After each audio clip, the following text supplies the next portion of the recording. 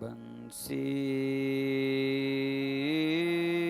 विभूषित करां नवनीरदाभा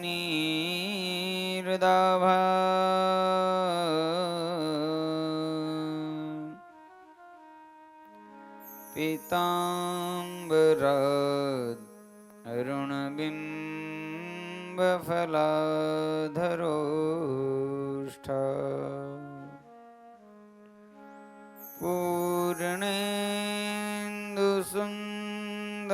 पूर्णेन्दुसुन्दरमुखात् अरविन्दनेत्रा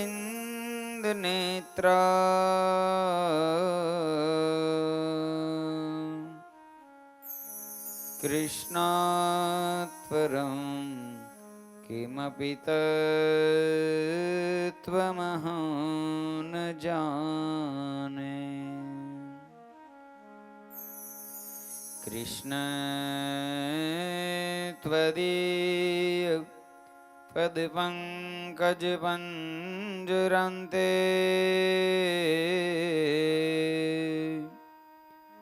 अद्यैव मे विशतु मानसराजहंस।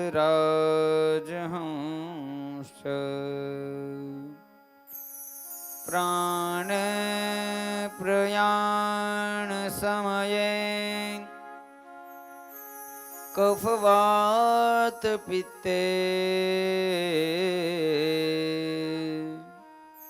कण्ठावरोधनविधो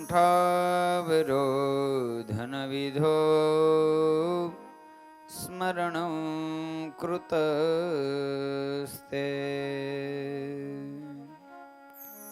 नारायणं नमस्कृत्य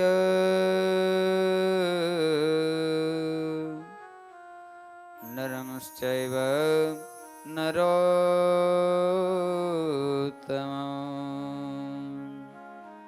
देवीं सरस्वतीं व्यासं ततो जयमुदीरये।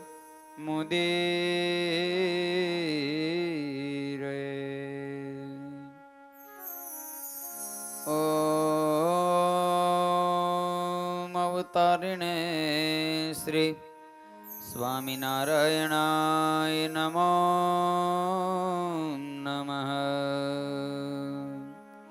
श्री हरिकृष्णाय घनश्यामाय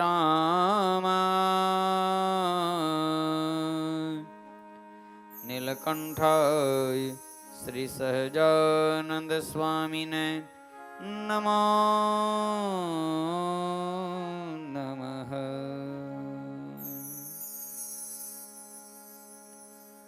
बोलो स्वामीनारायण भगवान की जय। श्री गोपीनाथ जी महाराज की जय। श्री हरि कृष्ण महाराज की जय। श्री बालकृष्ण लाल की जय। श्री रामचंद्र भगवान की जय। श्री विघ्न विनायक देव की जय। श्री कष्टभंजन देव की जय। ओम नमः पार्वती पतये हर हर महादेव।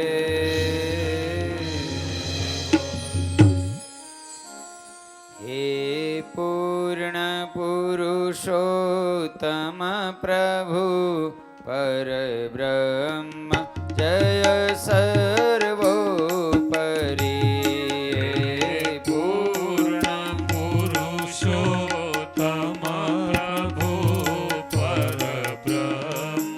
जय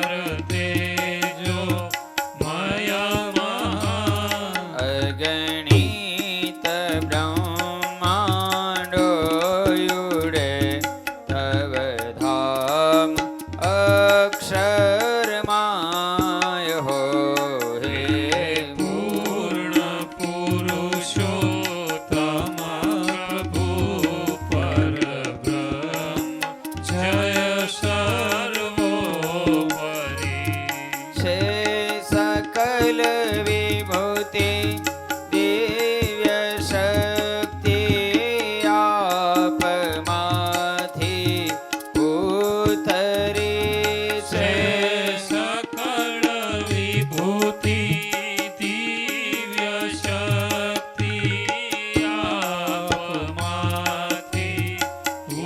ઉતરી અવતારો લઈ અવની વિશે સધર્મની ગ્લાનિ સમે પૂર્ણ પુરુષોત્તમ પ્રભુ પરબ્રહ્મ જય સર્વોપરી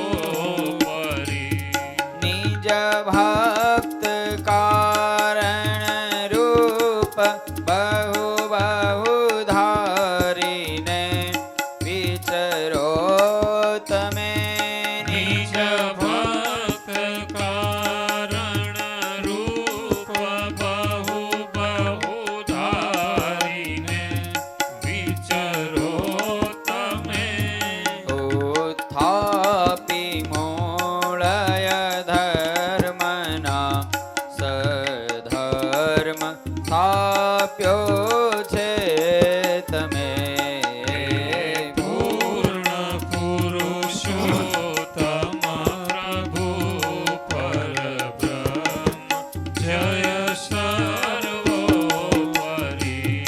આ સમયમાં સમર્થ રૂપ ગુણ પ્રગટ પૂર્ણ કર્યા પ્રભુ આ સમયમાં સમર્થ રૂપ ગુણ પ્રગટ પૂર્ણ કર્યા પ્રભુ ભવમાં ભટકતા જીવનો અજ્ઞાન તનહરવા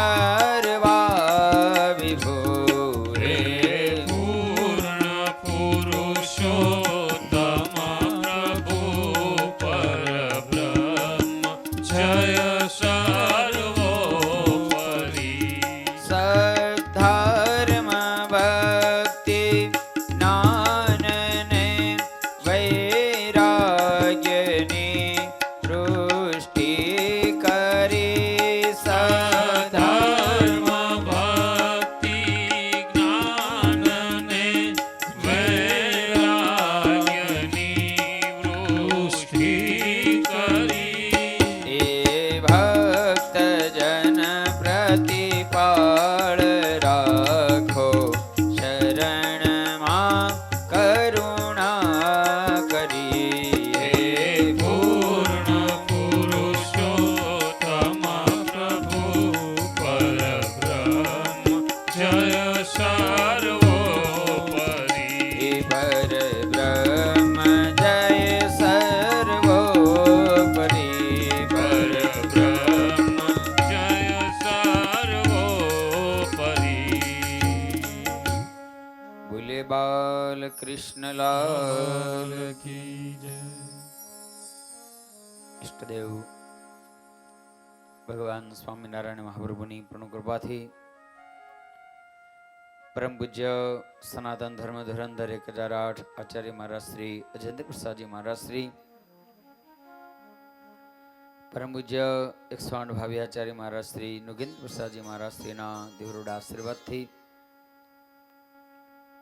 પવિત્ર શ્રાવણ માસમાં શ્રીમદ ભાગવતજીના 10મા સ્કંદની કથાનું આપણે શ્રવણ કરી રહ્યા છીએ.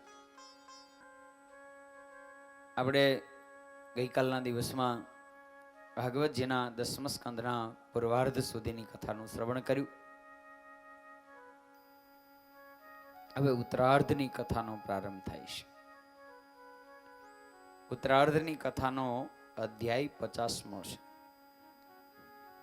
આ કથા આપણને બોધ એ આપે છે કે માણસના જીવનની સાચી આયુષ્ય 50 વર્ષ સુધીની છે અને 50 વર્ષ પૂર્ણ થાય અને પછી જે જીવન પ્રારંભ થાય એને પછી ઉત્તરાર્ધ કહેવામાં આવે છે.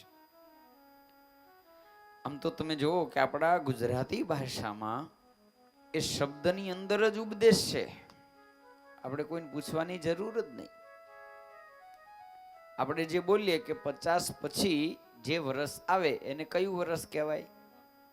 એકાવન.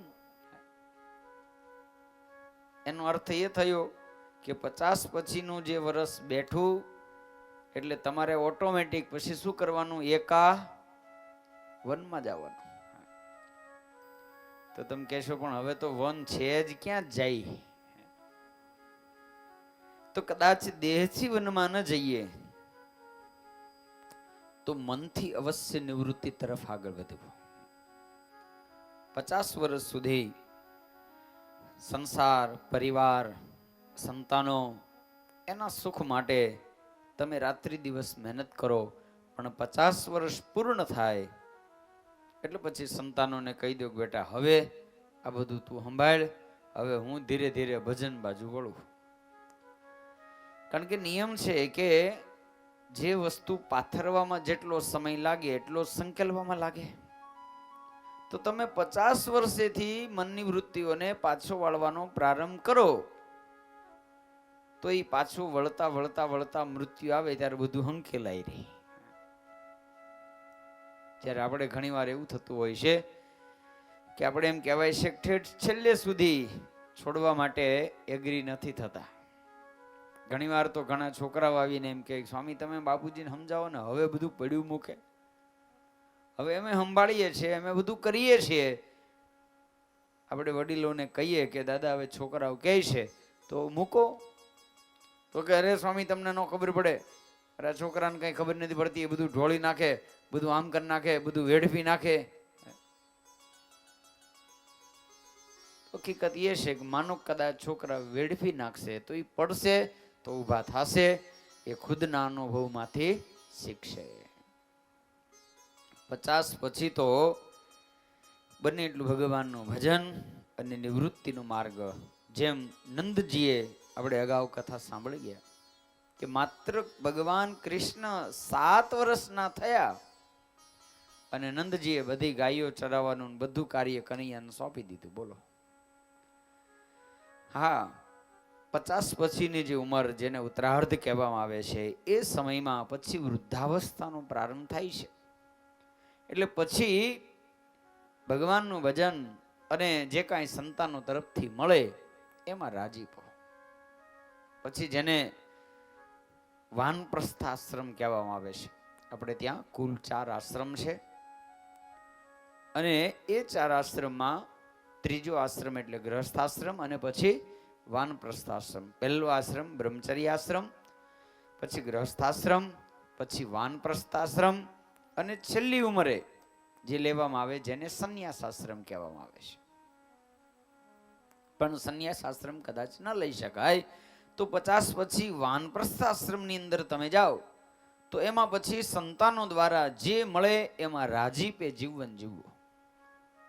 અને કોઈ સંતે વૃદ્ધાવસ્થાની બહુ સુંદર જડીબુટી બતાવી કે વૃદ્ધાવસ્થામાં જો તમારે સુખેથી જીવન જીવવું હોય, તમે એવું ઈચ્છતા હો કે તમારા સંતાનો તમને સારી રીતે સાચવે, તો વડીલોએ 1-2 વસ્તુનો ખાસ ખ્યાલ રાખવો. એક તો સૌથી પહેલું કે સંતાનો જ્યાં સુધી સામેથી પૂછે નહીં ત્યાં સુધી સલાહ ન દેવી. પૂછે એ અટવાય અને પૂછે બાપુજી આમાં કેમ કરીએ તો સલાહ દેવાની, નહીતર કરે એમ કરવા જ દેવાનું, કરવા જ દેવાનું. અને બીજું કે ઘરે કોઈ મહેમાન આવે, કોઈ સગા સ્નેહી આવે અને એ સમયે પરિવારના સભ્યો એની હાજરી હોય અને એ સમયે આવીને તમને પૂછે અરે દાદા કેમ છે, એટલે દીકરો અને દીકરાની વહુના વખાણ કરવા. અરે મને તો ભગવાને દીકરી જેવી વહુ આપી છે, એવી સાચવે છે, એવી સાચવે છે, એ શીરો ભાત ભાતના પકવાન બનાવીને ખવડાવે છે, એવી સાચવે છે, ભલે હૂકો રોટલો દેતી હોય ને તોય વખાણ કરજો. કારણ કે શાસ્ત્રોનો મત છે કે અમુક જગ્યાએ ખોટું બોલવામાં દોષ નથી. આગળ ભાગવતજીની અંદર જ કથા ગઈ છે અષ્ટમ સ્કંદમાં, આપણે તો દસમ સ્કંદ સાંભળીએ છીએ, પણ જ્યાં બલિરાજાની કથા આવે છે તો એ સમયે બલિરાજા જ્યારે બધું આપવા તૈયાર થયા ત્યારે ગુરુ શુક્રાચાર્ય આવીને કીધું છે કે સાંભળ બલિ, આ કોઈ સામાન્ય વ્યક્તિ નથી, આ તો સાક્ષાત ભગવાન નારાયણ છે. માટે તું જો આને 3 ડગલા પૃથ્વી આપવાની હા પાડીશ તો 3 ડગલામાં બધું લઈ લે, માટે ના પાડી દે. અને એ સમયે બલિરાજાએ કીધું ગુરુદેવ માફ કરજો, હું અસત્ય નહીં બોલું. શું કીધું? ખોટું ન બોલું. નહીતર બલિ છે ને એની ગણતરી આપણે રાક્ષસમાં કરીએ છીએ કે રાક્ષસ રાજ હતા ને બલિ તો, પણ છતાંય એને એમ કહી દીધું કે હું અસત્ય ભાષણ નહીં કરું. અને એ વખતે શુક્રાચાર્યએ જે નીતિ કીધી કે આટલી જગ્યાએ ખોટું બોલાય, કહું પછી તમે શરૂ ન કરતા હો પાછા કે ભાઈ સ્વામીએ કીધું ખોટું બોલવાનું. શુક્રાચાર્યએ બલિરાજાની આગળ રજૂઆત કરી છે કે આ 8 જગ્યાએ ખોટું બોલો તો દોષ નથી. જેમાં સ્ત્રીષુ નર્મ વિવાહે ચ વૃત્યર્થે પ્રાણ સંકટે ગુબ્રાહ્મણાર્થે હિંસાયામ નાનૃતરમ સ્યા જુગુપ્સિતા. સમજી ગયા દરબાર કે ગુજરાતી કરવું પડશે? તો સૌથી પહેલું બતાવ્યું સ્ત્રીષુ, એટલે કે બહેનોની આગળ ખોટું બોલો તો બહેનો કહેશે ભાઈ અમારો શું વાક, અમારી આગળ શું કામ ખોટું બોલવાનું, અમે શું ગુનો કર્યો? તો બધું નહીં, એમાં પણ વિધાન કરવામાં આવ્યું 2 રીતે બહેનોની આગળ ખોટું બોલવું, બાકી નહીં. કઈ 2 રીત? તો એવી કોઈ અગત્યની ગુપ્ત વાત હોય કે જે જાહેર થાય તો તમને બહુ નુકસાન થાય એમ હોય તો એની જગ્યાએ એ તમારું કામ જ્યાં સુધી સિદ્ધ ન થાય ને તમારે ત્યાં સુધી વાત ગુપ્ત રાખવાની હોય તો એ સમય એની જગ્યાએ એને કદાચ ખોટું બોલી જાઓ અથવા તો એ વાત એને ન કહો તો એમાં દોષ નથી. અને બીજું કારણ કે બહેનોના વખાણ કરતી વેળાએ કદાચ ખોટું બોલવું પડે તો એ દોષરૂપ નથી. એટલા માટે કે બહેનો સુંદર રસોઈ બનાવી હોય, ઘરનું કાર્ય કરતા હોય અને એ સમયે તમને પૂછે કે શાક કેવું થયું, તો તમને કદાચ થોડું ઘણું ન ભાવ્યું તોય પણ એના થોડા વખાણ તો કરો, કારણ કે એને મહેનત કરી છે ને, એને પુરુષાર્થ કર્યો છે, એટલે એ તમારી પાસેથી પગાર તો નથી માંગતા ને. તમારે ખાલી 2 મીઠા શબ્દો કહેવાના, વાહ બહુ સરસ શાક થયું છે, તો બીજે દિવસે હોંશે હોંશે બનાવે કે ન બનાવે? તો એ સમયે તમે એમ કહો ભાઈ નહીં હું ખોટું ન બોલું, ભાઈ આ નથી શાક બરોબર એટલે હું વખાણ ન જ કરું, એમ નહીં. તો એ સમયે કદાચ થોડું ખોટું બોલવું પડે, એટલે કે એના વખાણ કરતા સમયે કદાચ ખોટું બોલવું પડે તો એમાં દોષ નથી. અને બહેનોને ગુપ્ત વાત નહીં કહેવાની એની પાછળનું કારણ મહાભારતમાં કથા પડી છે. ધર્મરાજ યુધિષ્ઠિરનો બહેનોને શ્રાપ છે.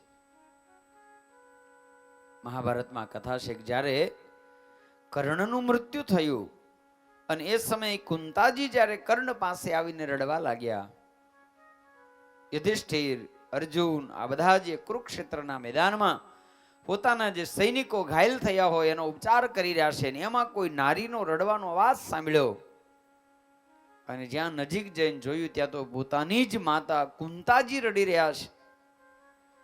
યુધિષ્ઠિરે પૂછ્યું, અરે માં તું અહીંયા શા માટે રડે છે? અને એમાંય માં આ તો આપણો વિરોધ પક્ષનો સેનાપતિ છે, અરે આ તો શુદ્ધ પુત્ર છે, આની આગળ તું શા માટે રડે? અને એ સમયે કુંતાજી કીધું છે કે હે યુધિષ્ઠિર, હે અર્જુન, આ શુદ્ધ પુત્ર નથી, આ તમારો મોટો ભાઈ છે. યુધિષ્ઠિર મહારાજાએ કીધું માં તું શું બોલે છે? બોલે હા, આ તારો મોટો ભાઈ છે. તો પછી માં તે અત્યાર સુધી તે શું કામ ન કીધું? તારે આ વાત અમને કરવી જોઈએ, કારણ કે તારી આ વાત છુપાવવાને કારણે આજ અમારા હાથે અમારો ભાઈ નહીં અમારા પિતાનું મૃત્યુ થયું છે. કારણ કે શાસ્ત્રોનો મત છે કે પિતાના મૃત્યુ પછી મોટો ભાઈ છે એ બાપની જગ્યાએ ગણાય છે. એટલે તો યુધિષ્ઠિરના કયામાં બધા જ પાંડવો શું કામ રહેતા હતા? કારણ કે યુધિષ્ઠિર મોટા હતા. તો યુધિષ્ઠિરને જ્યારે ખબર પડી કે ઓ મારા કરતા મોટો તો કર્ણ છે, તો એ તો અમારે પિતા તુલ્ય થયો, એટલે યુધિષ્ઠિર મહારાજાને ક્રોધ થયો છે. ત્યારે કુંતાજીએ પોતાની આખી હકીકત બતાવી છે કે ઘટના આવી બનેલી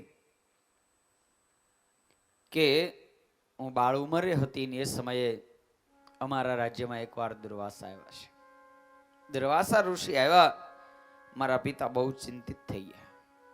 અને કુંતીભોજ રાજા એને ચિંતા જોઈ કુંતાજીએ કીધું કરે પિતાજી, આપણે આંગણે દુર્વાસા જેવા ઋષિ પધાર્યા અને આપ આટલા બધા દુઃખી કેમ છો? કુંતીભોજ રાજા બોલ્યા છે કે પુત્રી, એનું કારણ એ છે કે આ દુર્વાસા છે. અરે બોલે મહારાજ છે તો ઋષિ ને. બોલે બેટા ઋષિ જરૂર છે, પણ આ ક્રોધનું જાળું છે. આ જરીક જો નારાજ થઈ ગયા તો તરત શ્રાપ આપશે.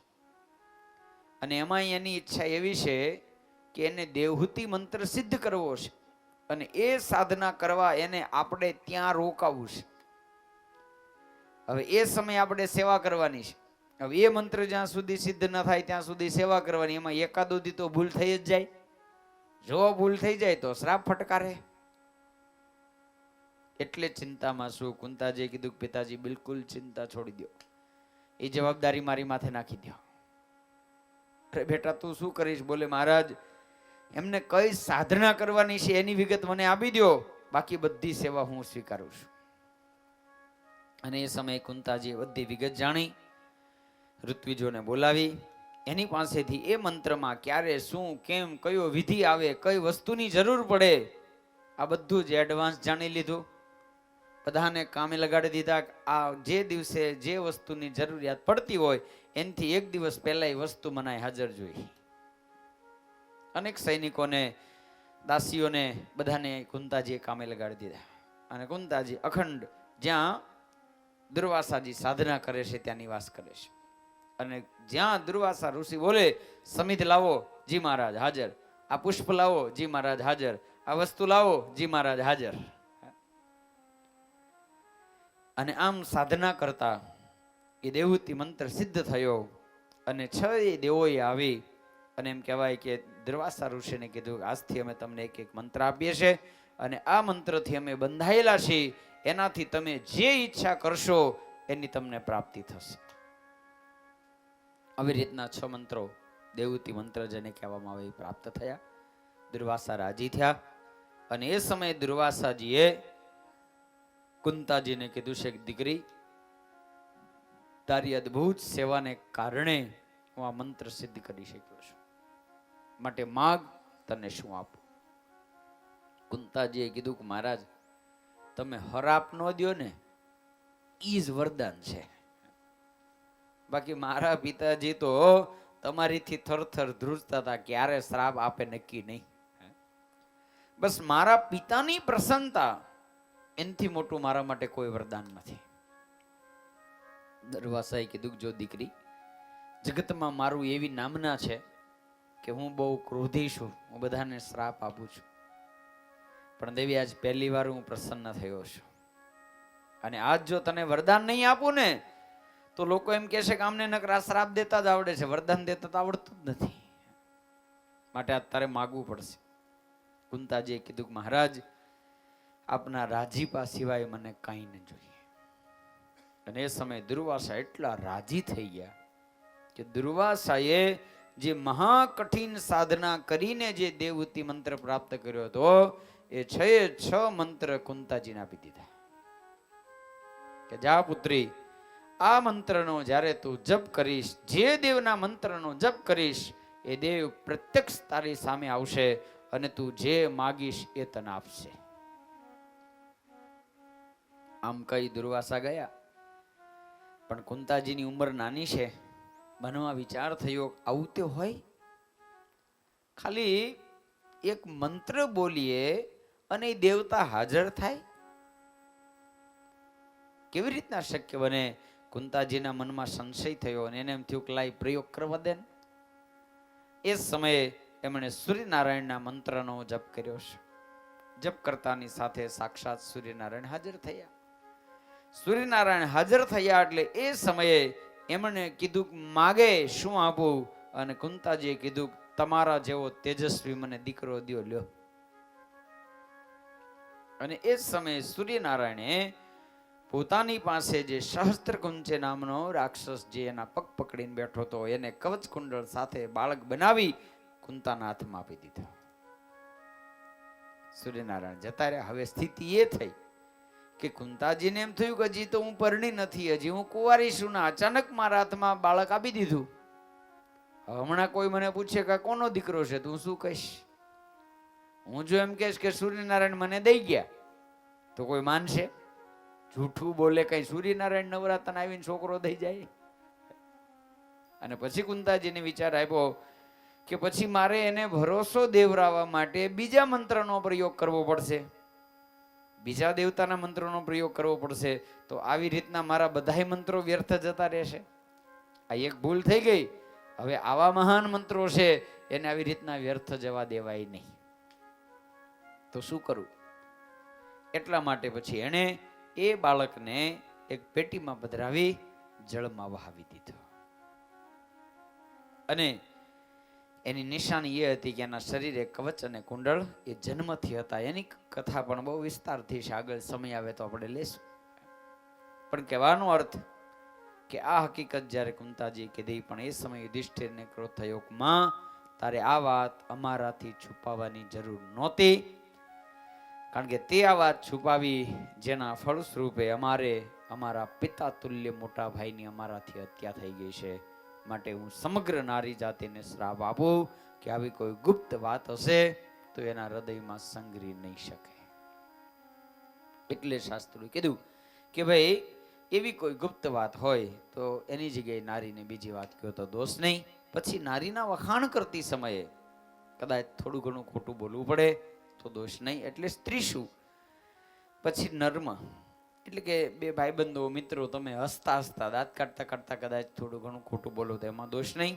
અને ત્રીજું વિવાહ, લગ્નમાં કદાચ થોડું ઘણું ખોટું બોલાઈ જાય તો દોષ નહીં. અને ખોટું બોલ્યા વગર લગ્ન શક્ય ખરા? એમાં તો બોલવું જ પડે.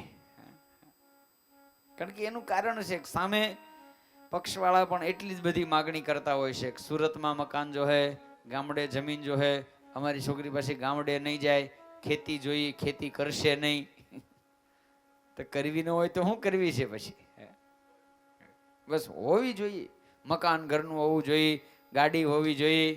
તો હવે સામે લોકો હોશિયાર થઈ ગયા, લોન ઉપર બધું લઈ લે, પરણ્યા પછી બધું પાછું દઈ દે, તો પછી દીકરી પાછી લવાય? એટલે લગ્નમાં થોડું ખોટું બોલાય. અને આમે તમે જુઓ તો લગ્નમાં પ્રારંભથી લગ્નના માંડવા સુધી ખોટું હાલે. લગ્નમાં ગવાય એ નાણા વટી રે સાજન બેઠું માંડવે, લાખો પતિ રે સાજન બેઠું માંડવે. તપાસ કરો ને તો ખબર પડે કેટલાય ઘરના ભાડા ભરવાના બાકી હોય. અરે માગ્યા કોટ પહેરીને આવ્યા, હવે તો વરાજ હોય ભાડે કોટ પહેરીને આવે છે, બીજાની ક્યાં કરવી? એ બધું ડ્રેસ બેસ બધું ભાડે લાવ્યા હોય ને તોય પાછા બેનો એ વખતે ગીત ગાય, મારે વીરનો તે સાફો 1.25 લાખનો. તા તો ઓલો ફૂલાય હોય એને એમ થાય ઓહો મારો સાફો 1.25 લાખનો તો હું કેટલા લાખનો. એ તો હરાજી કરો તો ખબર પડે તું કોડીનો. લગ્નમાં ખોટું બોલાય, દોષ નહીં. અને ચોથું આજીવિકા માટે, એટલે તમે જે ધંધો કરતા હો એમાં કદાચ થોડું ઘણું તમારે જરૂર પડે ને બોલો, પછી હાવ નહીં, એમ જરૂર પૂરતું અતિ આવશ્યક ખોટું. જેમ કે દાખલા તરીકે તમે દુકાન ચલાવતા હો તો એ સમયે જે ભાવે આવ્યું એ જ ભાવે તમે આપી દો તો સાંજે છોકરા ટોકરી વગાડતા રહી ને આપણે સંતો ને દ્રષ્ટાંત આપે છે ખબર? એક શેઠ કોઈ પણ ગ્રાહક આવે ને એટલે એમ કે જે ભાવે આવ્યું ને એ ભાવે આપો. અને તમે જોજો કે મોટા ભાગે એમ કહેવાય છે કે જે વેપારી લોકો હોય એની એક સિસ્ટમ હોય કે તમે જાઓ ને એટલે એમ કે અરે કમ્પ્લીટ બરોબર, તમે તો આપણા જૂના ગ્રાહક છો, તમારી યાર તમને બરોબર જ હોય, જૂના ગ્રાહક છે. અને કોઈક નવો આવે તો એને શું કે અરે તમે તો મારા નવા ગ્રાહક છો, તમને બરોબર જ. જૂના ને એમ કે તમે જૂના, નવા એમ કે નવા. તો ભાઈ તું કમાણી ક્યાંથી કરશો? હવે શેઠ એમ કહેવાય કોઈ પણ આવે ને એટલે એમ કે ભાવે ભાવ આબુ, જરાય ખોટું બોલું ને તો મન ધજાવાળા ન હમ. એમાં એક દી કોઈ સંત બાપુ જઈ છેડ્યા છે અને જઈને કીધું કે ભલા માણા, આટલી મોટી બજાર છે, બધા લોકો ધંધો કરે છે, ક્યાં કોઈ તારી પાસે બિલ માગે છે? તું હું ભાવે લાવ્યો, હું ભાવે વેચશો, કોઈ પૂછે છે તને? કારણ વગર ધજાવાળાના હમ હું કામ ખાશો? ધજાવાળાએ તારું હું બગાડ્યું? એટલે એ સમય પેલો કહે છે કે મહારાજ, હું જે ધજાવાળાનો હમ ખાવી કોણ તમને ખબર છે? બોલી મને ક્યાંથી ખબર હોય? તો હું જે ધજાવાળાના હમ ખાવ ને એ દ્વારિકા વાળો નહીં, ડાકોર વાળો નહીં, ગરડા વાળો નહીં, તો પછી કયો? તો રેલગાડી આવવાની હોય ને ત્યારે તે ધજાવાળો હોય ને એના હમ ખાવી ક્યાં આપણે હાથ ઉભાઈ થાય? બોલો. એટલે આજીવિકા માટે, પછી પ્રાણ સંકટમાં હોય ત્યારે, પછી કોઈ ગાયની હિંસા કરતું હોય ત્યારે, પછી કોઈ બ્રાહ્મણને હિંસા થતી હોય ત્યારે, અને એ સિવાય અન્ય કોઈની હિંસા થતી હોય, આ 8 જગ્યાએ જો ખોટું બોલાય તો દોષ નથી. આ શુક્રાચાર્યજીનો મત છે. બલિ રાજાને કીધું, હે બલિ, તારે અત્યારે આમાંથી ઘણું લાગવું પડે છે, માટે તારા હાવ ખોટું ન બોલવું હોય તો કાંઈ નહીં, એટલું તો ખોટું બોલ કે એના નહીં તારા 3 ડગલા ગણીને આપી દે, એટલું ખોટું બોલી જા. બલિ રાજાએ કીધું કે માફ કરજો મહારાજ, ગુરુદેવ હું જરી કે ખોટું નહીં બોલું, હું એના 3 ડગલા ગણીને આપીશ. અને એ જો નારાયણ હોય તો મારા એવા સદભાગ ક્યાંથી કે ખુદ પરમેશ્વર આવે, એ મારી ત્યાં યાચક હોય અને હું દાતાર હોઉં, આવા મારા ભાગ ક્યાંથી? એટલે બલિ રાજાએ એ સમય એમ કહેવાય છે કે અસત્ય ન બોલ્યા. એટલે 50 પછીની ઉંમર જ્યારે થાય ત્યારે વડીલોએ વખાણ કરતા શીખવું, એમાં થોડું ઘણું ખોટું બોલવું પડે તો પણ ચિંતા ન રાખવી. અને હકીકત એ છે તમારે પ્રયોગ કરવો હોય તો કરજો. ખાસ કરીને જ્યારે મહેમાનો આવે અને એ સમય એમ કહેવાય છોકરો છોકરાના વહુના વખાણ કરજો, અને પછી અઠવાડિયામાં એ પ્રમાણે થવા ન મળે મને કહેજો. પણ ઘણા વડીલોની ટેવ હોય ને, એ મહેમાન આવે, ચા આવે અને મહેમાન પૂછે કે દાદા કેમ છે, એટલે કે આ બસ જો તમે આવ્યા એટલે હારી ચા ભળે. જી ભરખી રહે જ નહીં. એટલે ઓલાને મનમાં થાય તો રોજ હું અમે પાણી પાઈ છીએ, નકરું ગરમ કરીને પાણી પાઈ દઈશ, રોજ ચા તો પાઈ છીએ, પણ ટેવ હોય ને. એટલે વૃદ્ધાવસ્થા જો સુખેથી કાઢવી હોય તો પહેલી વસ્તુ કે સંતાનો પૂછે તો સલાહ દેવી, એના કાર્યમાં ખોટા માથા ન મારવા, એની રીતના એને કરવા દો, એને પોતાને અનુભવ થશે, એનાથી શીખશે તો જ એને ખબર પડશે. પડે તો ઊભો થાય ને, પડ્યા વગર કઈ રીતના ઊભું થવું બોલો? પડે તો ઊભો થશે. અને એને એવું લાગશે કે મારે મારા વડીલોના અનુભવની જરૂરિયાત છે તો તમારી પાસે એ માગશે, અને માગે ને સલાહ આપો તો એ સલાહ કામ કરશે. તમને એમ થાય ભાઈ એને નથી ખબર પડતી, અવળો જાય છે, હું રોકું, અને તમે સલાહ દેવા જાશો તો એ તમારી સલાહ માનવાનો નથી. પછી તેમ કરતો હશે ને તોય નહીં કરે, અને તમારા અનુભવ થતા જ હશે બધાને કે તમને એમ લાગે કે આ છોકરો ખોટી જગ્યાએ જાય છે, હવે તમે રોકશો તો એ નહીં રોકાય, બમણા વેગથી જાહે, પછી જઈને ભટકાહે. પણ પછી હું મિનિંગ? એટલે સંતાનો માગે તો સલાહ આપવી. બીજું, કોઈ મહેમાનો જ્યારે આવે તમારી ખબર અંદર પૂછે, જ્યારે સમય મળે ત્યારે બને એટલા છોકરો છોકરાના વહુના વખાણ કરવા. જમવા આપે અને પૂછે કે દાદા કાંઈ જોઈ? અરે બેટા બહુ સરસ થયું છે, બહુ સરસ થયું છે, બહુ ભગવાને મારા ઉપર કૃપા કરી, તારા જેવી ડાય દીકરી આપી, મારા 100 જન્મના પુણ્ય છે, ભગવાને તારા જેવો ડાયો દીકરો આપ્યો. થોડાક દી અમૂલ અરે કોન્ટેક્ટ કરીને માખણ લગાડવા મળો, આમ જો પછી મજા આવે. અખતરો તો કરો, આમાં ક્યાં કઈ ખર્ચો છે? કોઈ ખર્ચો નથી. એટલું પરિવર્તન કરો.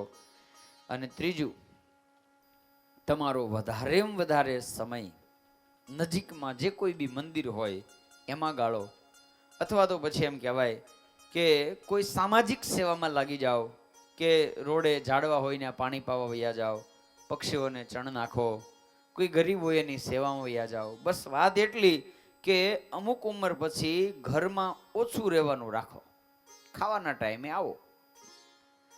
જો અનુકૂળતા લાગતી હોય, નજીકમાં મંદિર હોય તો ભગવાનના મંદિરે જાઓ, ન્યા સેવા થાય એટલી કરો, ભગવાનની માળા કરો, ધૂન કીર્તન કરો. એમાં મન ન લાગે તો સેવા કરવા માંડો, સામાજિક સેવા કરો. કોઈ ગરીબ હોય, કોઈ ભૂખ્યો તરસો હોય એની સેવા કરો, કંઈ ઝાડવાને પાણી પાવ. અરે કાંઈ નો મેળાવે તો હાવણો લઈને ક્યાંક સફાઈ કરવા માંડો. પણ ઘરે બને એટલું ઓછું રહો. જેટલા દૂર રહેશો એટલું માધ્યમ વધારે થશે. પણ તમે ઘરમાં ને ઘરમાં બેહી રહ્યો એટલે સ્વાભાવિક આપણે જ્યારે આપણી નજર સામે ખોટું થતું જોઈએ એટલે મૂંગા રહી એકી નહીં, એટલે બોલ્યા વગરના રહી એકી નહીં.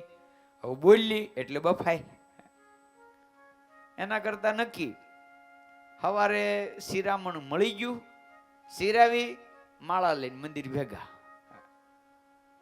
નક્કી આપણને કીધું હોય કે દાદા 11 વાગે જમવા આવી જાજો, એટલે 11 વાગે આવી જાવ. જમાઈ ગયું, ઓરડામાં જઈને કલાક 1.5 કલાક ઊંઘ આવે તો સુધી હુઈ લેવાનું. વળી જાગ્યા, ચા દૂધ મળી ગયું, પાછા ઉપડી ગયા. જમવાના ટાણે પાછા આવી જાય, આપણું કામ થઈ ગયું, વળી પાછા હુઈ જાય. તો જેથી કરીને પરિવારને પણ તમારું મહત્વ રહેશે, તમારું મમત્વ રહેશે. આ વૃદ્ધાવસ્થામાં સુખી થવાની ચાવીઓ છે. આ તો આપી, કોઈને જરૂર હોય ને લેવી હોય તો લઈ શકે, પ્રયોગ કરી શકો. કારણ કે આજે સૌથી વધારે અમારી પાસે ફરિયાદીઓ આવતી હોય કે છોકરા હાચવતા નથી, એટલે આ ચાવી આપી દીધી, રાખી મૂકજો. ક્યારેક ઈચ્છા થાય તો આ ચાવીનો પ્રયોગ કરવા થશે. એટલે 50 વર્ષ પૂર્ણ થાય એટલે પછી એમ કહેવાય 51મા વર્ષમાં જરા, એટલે જેને વૃદ્ધાવસ્થા કહેવામાં આવે છે. સુખદેવજી મહારાજ કહે છે કે રાજન, અસ્તિ પ્રાપ્તિશ્ચ કંસસ્ય મહિષો ભરતર્ષભ. અસ્તિ પ્રાપ્તિશ્ચ કંસસ્ય મહિષો ભરતર્ષભ. અસ્તિ પ્રાપ્તિશ્ચ કંસસ્ય महिष्यो भरतर्षभ. अस्ति प्राप्तिश्च कंसस्य महिषो भरतर्षभ. ब्रूते भर्तरि दुःखार्ते ईयतुष्म पितुर्गृहान्. ब्रूते भर्तरि दुःखार्ते ईयतुष्म पितुर्गृहान्. ईयतुष्म पितुर्गृहान्. ईयतुष्म पितुर्गृहान्. સુખદેવજી મહારાજ કહે છે, એ ભરતવંશ શ્રેષ્ઠ પરીક્ષિત, ભગવાન કૃષ્ણએ જ્યારે કંસનો નાશ કર્યો તો એ સમયે કંસની અસ્થિને પ્રાપ્તિ નામની જે બંને રાણીઓ હતી, એ સમયે પોતાના પતિના મૃત્યુથી અતિ દુઃખી થઈ અને પોતાના પિતા મગધ નરેશ જરાસંઘની પાસે ગઈ છે. અને જરાસંઘની પાસે જઈ અને એને રજૂઆત કરી છે, પિતાજી આવી રીતના ગોકુળમાંથી આ બાળકે આવી અમારા પતિને માર્યો છે. યાદવો બધા એક થઈ ગયા અને પુનઃ આવી રીતના મારા પતિની રાજધાની છે એને લઈ લીધી છે. અને પોતાની પુત્રીઓના દુઃખને સાંભળી અને જરાસંઘને જ્યારે ખબર પડી કંસને કૃષ્ણએ માર્યો છે અને એ સમયે જરાસંઘે પોતાની પુત્રીઓને કહ્યું છે કે હે પુત્રીઓ, તમે ચિંતા નહીં કરો. આજ પછીથી હવે હું કાયમને માટે એક જ લક્ષ્ય બનાવું છું, જ્યાં સુધી યાદવોનો સંહાર ન કરી દઉં, યાદવોની સમાપ્તિ ન કરી દઉં, ત્યાં સુધી હું શાંતિથી બેસીશ નહીં. આમ નિર્ણય કરી અને જરાસંઘે એ સમયે એમ કહેવાય કે પોતાની સેનાને એકત્રિત કરી છે અને કુલ 23 અક્ષોહિણી સેના લઈ અને એમ કહેવાય મથુરા તરફ રવાના થયો છે. 23 અક્ષોહિણી સેના એટલે શું? આપણે અક્ષોહિણી નામ સાંભળ્યું હોય, પણ એમાં કેટલું થાય એ ક્યાં ખબર હોય. એક અક્ષોહિણીની વ્યાખ્યા જે મહાભારતની અંદર બતાવવામાં આવી છે, તો એક અક્ષોહિણી સેનામાં 21,870 રથ હોય. કેટલા? 21,870 રથ, 21,870 હાથી, પછી 65,610 અશ્વ સવારો એટલે કે ઘોડે સવારો હોય, અને 1,09,350 પૈદલ સૈનિકો હોય. આટલું જે કટક એને એક અક્ષોહિણી સેના કહેવાય. આવી 23 અક્ષોહિણી સેના એટલે બધું 23 ગણું કરી નાખવાનું. હવે આમાં માણસો કેટલા બધા થાય તમે જુઓ કે રથ હોય એટલે સ્વાભાવિક એમાં એક ચલાવનારો અને એક બેહનારો, એક રથે 2 જણા હોય. પછી હાથી હોય તો હાથીની ઉપર એક યુદ્ધ કરનારો અને એક મહાવત, એમાં 2 જણા હોય. અશ્વ હોય તો અશ્વ ઉપર એક વ્યક્તિ હોય. એટલે કેટલા માણસો થયા? આટલા લોકોનું જે સૈન્ય હોય એને એક અક્ષોહિણી સેના કહેવાય. આવી એ સમયે જરાસંઘ 23 અક્ષોહિણી સેના લઈ અને મથુરા ઉપર આવ્યો છે. અને જ્યારે મથુરા તરફ આવ્યો અને એ સમયે એમ કહેવાય કે ભગવાનને જ્યારે સમાચાર મળ્યા છે, સંપૂર્ણ મથુરાને એને ઘેરી લીધી. ભગવાનને જ્યારે સમાચાર મળ્યા, ભગવાન બલરામજી બંને ભાઈઓ ભેગા થયા. શું કરશું ભાઈ? ઉગ્રસેન મહારાજાને વાત કરી. ઉગ્રસેન મહારાજા એ તો મૂંઝાવા માંડ્યા કે ભાઈ આટલી મોટી સેના છે, આપણે યાદવો તો થોડા છીએ, અને એમાંય ઘણા બધા કંસની આ બધી ઘટના બની છે, એટલે એ યુદ્ધની અંદર ઘણા મૃત્યુ પામ્યા છે, અને એટલે બધી હજી માથાકૂટ હજી પૂરી થઈ જ હતી. હજી આપણી સેના એટલી તૈયારી નથી. આ બધી જ્યારે ચર્ચા થઈને એ સમયે ભગવાન કૃષ્ણ અને બલરામે નિર્ણય કર્યો કે આપણે હવે કરવું શું? એટલે બલરામજીએ કીધું છે ભાઈ બીજું કાંઈ ન કરાય, જરાસંઘને પૂરો કરી દે એટલે કામ પૂરું. અને એ વખતે ભગવાન કૃષ્ણ બોલ્યા છે કે નહીં ભાઈ, મારી ઈચ્છા એ છે કે જરાસંઘને નથી મારવો. બલરામજી કે પણ હું કામ? ભગવાને કીધું એટલા માટે, જો ભૈયા જરાસંઘ જીવતો હશે ને તો એને જેટલી વાર આપણે અહીંયાથી જીવતો પાછો મોકલશું, એ પાછા બધા જ અસુરોને વીણી વીણીને ભેગા કરશે, પાછો એ ચડાઈ કરશે. આપણે ઘરે બેઠે બેઠે કામ પતી જાય. આપણો જન્મ પૃથ્વી ઉપરથી અસુરોનો નાશ કરવા માટે થયો છે. આપણે સંપૂર્ણ પૃથ્વીમાં ફરવાની જરૂર નહીં, આપણે બધું ગોતવાની જરૂર નહીં. અહીં ઘરે બેઠા બેઠા એ લઈને આવે એટલે આપણે સમાપ્તિ કરી દેવાની, લઈને આવે એટલે આપણે પૂરું કરી દેવાનું. એટલે અહીં બેઠા બેઠા આપણે કામ પતી જાય તો આપણે ગોતવા હું કામ નીકળવું? અને ભગવાન કૃષ્ણ બોલ્યા છે કે હે બલરામજી, અમે આ પૃથ્વીના ઉપર ધર્મનું સ્થાપન કરવા અને અસુરોનો નાશ કરવા તો હજી પણ હું અવતાર લઈશ. અન્યોપી ધર્મ રક્ષાય દેશમ મ્રિયતે મયા વિરામાયસ્ય ધર્મસ્ય કાલે પ્રભવત ક્વચિત. ધર્મની રક્ષા કરવા માટે હજી હું પાછો કળિયુગમાં ફરીવાર જન્મ લેવાનો છું.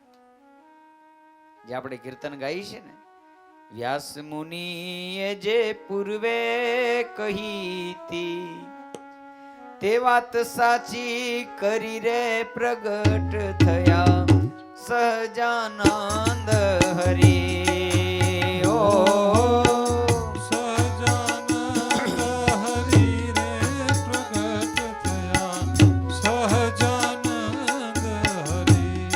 ભગવાન કૃષ્ણ સ્વયં સ્કંદ 50મો અધ્યાય અને 10મો શ્લોક. બલરામજીની સન્મુખ ભગવાન બોલ્યા છે કે ફરીવાર ધર્મની રક્ષા માટે હું જન્મ ધારણ કરીશ. અને ઉદ્ધવજીની આગળ પણ ભગવાને આ જ વાત કરી, જ્ઞાન આપી અને ઉદ્ધવને કહ્યું હતું કે તમે બદ્રિકાશ્રમમાં જાઓ, ફરી પૃથ્વી પર જ્યારે આ ધર્મ વ્યાપશે ત્યારે જન્મ લઈશ. અને એ જ ઉદ્ધવ જે બદ્રિકાશ્રમમાં ગયા, એ બદ્રિકાશ્રમમાં ત્યાં દુર્વાસાનો શ્રાપ થયો અને એ ઉદ્ધવ પૃથ્વી પર પધાર્યા, જેને આપણે રામાનંદ સ્વામીના નામથી ઓળખીએ. અને એમણે ઉદ્ધવ સંપ્રદાયની સ્થાપના કરી. અને પછી ભગવાન જે વચન આપ્યું હતું એને પૂર્ણ કરવા માટે પધાર્યા, જેને આપણે ભગવાન સ્વામિનારાયણના નામથી ઓળખીએ છીએ. અને પછીથી આ સંપ્રદાયનું મૂળ નામ ઉદ્ધવ સંપ્રદાય છે. પણ એને ભગવાન સ્વામિનારાયણે જે સ્વામિનારાયણ મંત્ર આપ્યો, જેના કારણે આ સંપ્રદાયને આજે લોકો સ્વામિનારાયણ સંપ્રદાયના નામથી ઓળખે છે. એટલે મૂળ પરંપરા, જે મૂળ સંપ્રદાય છે, એ સંપૂર્ણ વૈદિક પરંપરાને અનુસરનારો છે. પછી એમાંથી અમુક જે જુદા થયા એ બધા અલગ અલગ વાત કરે છે, એ વસ્તુ જુદી છે. પણ મૂળ પરંપરા જે છે એ આજે પણ હજી વૈદિક પરંપરાને વળગીને ચાલે છે. જે ઉદ્ધવ સંપ્રદાય જેને કહેવામાં આવે છે કે જેની તમામ રીતિ એ વૈષ્ણવી પરંપરાની રીતિ છે, વેદને અનુસરનારી પરંપરા છે. ત્યાં ક્યારેય કોઈ ભગવાન કે અવતારની નિંદા કે એનો ભેદ કરવામાં નથી આવતો. કારણ કે ભગવાન સ્વામિનારાયણે જે શિક્ષાપત્રીમાં આજ્ઞા કરી એ પ્રમાણે જે રહેવામાં આવે છે, એના સિદ્ધાંતો એ પ્રમાણેના છે. એટલે આજે બલરામજીને બંને ભાઈઓ મંત્રણા કરી અને પછી નગરના કિલ્લા બધા બંધ કરી અને ભગવાન જ્યારે આમ ચર્ચા કરે છે, એ સમયે આકાશમાંથી દિવ્ય રથ આવ્યો છે. પોતે મોટા ભાઈ બલરામજીની સાથે ભગવાન દિવ્ય રથમાં બેસીને બંને ભાઈઓ જ્યારે નગરની બહાર નીકળ્યા, નગરની બહાર આવી અને ભગવાન કૃષ્ણએ પોતાનો પંચજન્ય નામનો શંખ ધ્વનિ કર્યો છે. અને એ શંખ ધ્વનિ જ્યાં થયો અને એ સમયે જરાસંઘ સામે આવ્યો અને જરાસંઘ સામે આવીને બોલ્યો છે કે હે કૃષ્ણ, તું તો મામાનો હત્યારો છે, તે તારા સગા મામાને માર્યો છે, પણ તું હજી બાળક છે, એટલે તારી યારે યુદ્ધ કરવામાં મને શરમ આવે છે કે નાના છોકરા યારે થોડું બધાય, અને તારી યારે હું બાંધું તો મારી લજ્જા જાય. લોકો એમ કહે કે નાના છોકરાને હરાવ્યો એમાં હું કઈ હરાવ્યો કહેવાય? માટે તું ભાગી જા, હજી તું નાનો બાળક સોજા, મથુરામાં વયો જા, તારી યારે હું નહીં લડું. અને બલરામજીને કહે છે કે હા બલરામ, તારામાં જો હિંમત હોય અને તું એવું સમજતો હો કે યુદ્ધમાં મરવાથી સ્વર્ગ મળે આવી તને ખાતરી હોય, તો પછી તારામાં હિંમત હોય તો મારી સામે લડવા આવી જા. અને એનાથી વધારે જો તારામાં હિંમત હોય તો જા, તને છૂટ આપું છું, તું મન મારી નાખ જા. આમ જ્યારે જરાસંઘ બોલ્યો, ભગવાન કૃષ્ણ બોલ્યા છે સાંભળ જરાસંઘ, વીર હોય ને એ પોતાના કોઈ દી વખાણ ન કરે. સુરવીર માણસ ક્યારેય પોતાના વખાણ ન કરે. સ્વશ્લાઘા સ્વમુખેન ચ. ભગવાન સ્વામિનારાયણ પણ શિક્ષાપત્રીમાં એમ કીધું કે ક્યારેય પોતે પોતાના મુખે કરી અને પોતાના વખાણ કરવા નહીં. ભગવાન કૃષ્ણ બોલ્યા છે કે હે જરાસંઘ, જે સુરવીર વ્યક્તિ હોય એ પોતાના વખાણ ન કરે, એ પોતાનું પરાક્રમ દેખાડે. માટે તારામાં જો સુરવીરતા હોય તો તારું પરાક્રમ દેખાડ. હું નાનો છું કે મોટો એની ચિંતા નહીં કરે, તો યુદ્ધ કરવા આવી જા, પછી ખબર પડશે. મારા મામાને એમ જ લાગતું હતું કે હું નાનો છું, અને મામા એમ જ વિહાઈ ગયા. હે જરાસંઘ સાંભળ, જે તું મારા મામાની વાત કરે છે એ કંસ પણ કઈ કમ બળવાન નહોતો. 1000 હાથીનું બળ એવા કુલ્યાપીડ હાથીને જે મસ્તક ઉપર ફેરવીને ઘા કરી શકે, મહેન્દ્રગીરી પર્વતને જે એક હાથે ઊંચો કરી શકે, આટલો બળવાન કંસ હતો. એને મેં એક ઢીકે મારી નાખ્યો છે, અને છતાંય તું હજી મને બાળક સમજેશ. માટે હે જરાસંઘ, પરાક્રમ કરી બતાવ, સામે કોણ શઈ ન જો, હું ભલે બાળક હોઉં. અને એ સમયે ભગવાન કૃષ્ણએ પોતાનું ધનુષ હાથમાં લીધું છે. ભગવાનનું કૃષ્ણનું ધનુષ કયું? શાંગ ધનુષ. એ શાંગ ધનુષ ભગવાને હાથમાં લઈ અને ભગવાન એમ કહેવાય છે કે એક પછી એક બાણો છોડવા માંડ્યા. જરાસંઘના હાથીઓ મરી મરીને પડવા લાગ્યા છે અને એટલા બધા સૈનિકો મરવા લાગ્યા. કારણ કે ભગવાને નિર્ણય કર્યો હતો માત્ર સૈન્ય મારવાનું છે, જરાસંઘને નથી મારવાનું. એટલે ભગવાન એના સૈનિકોને મારવા લાગ્યા. બલરામ સહિત બંને ભાઈઓ, એક બાજુ આટલી મોટી સેના, એક બાજુ બે ભાઈ જ, બીજું કોઈ નહીં હો. બે ભાઈઓ એ સમયે એમ કહેવાય કે જ્યારે મારવા લાગ્યા અને એ સમયે એ રણભૂમિમાં લોહીની નદીઓ વહેવા લાગી છે. અને બલરામને એમ કહેવાય કે એટલો બધો ક્રોધ આવી ગયો. બલરામે જેમ કોઈ સિંહને પકડે એમ જરાસંઘને પકડી અને જ્યાં વરુણ પાશમાં બાંધ્યા અને પછી મારવા ગયા. બલરામજી રહી ન શક્યા અને જ્યાં મારવા જાય ભગવાન કૃષ્ણે કીધું છે કે હા ભૈયા જોજો, એને મારવાનો નથી, માટે એને બંદીમાંથી છોડો. એના સૈન્યનો નાશ કરી અને ભગવાને બલરામજીના હાથમાંથી જરાસંઘને છોડાવી અને કહ્યું છે કે જા, ફરી પાછું બળવાન થા ત્યારે પાછું યુદ્ધ કરવા આવજે, ઉપર નીકળ હાલ. ભગવાને જરાસંઘને છોડી મૂક્યો છે. અને જરાસંઘને જ્યારે આમ પરાજિત કરી અને ભગવાને છોડ્યો, જરાસંઘને એટલી બધી એમ કહેવાય છે કે હૃદયમાં આગ લાગી છે. નિર્ણય કર્યો આના કરતા તો મરી જવું સારું છે. નિર્ણય કર્યો હવે મગધ નહીં, હવે સાધના કરવા વયું જવું છે.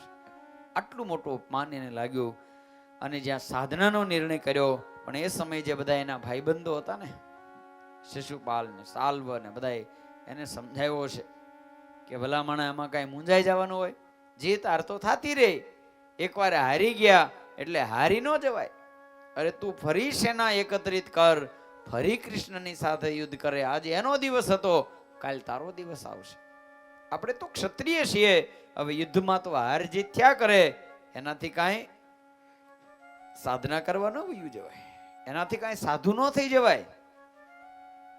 અને એમ કહેવાય કે બધા બરાબર હવા ભરી દીધી અને જરાસંઘે એમ કહેવાય ફરીવાર સૈન્ય તૈયાર કર્યું અને સૈન્ય કરીને પાછો બીજી વાર આવ્યો.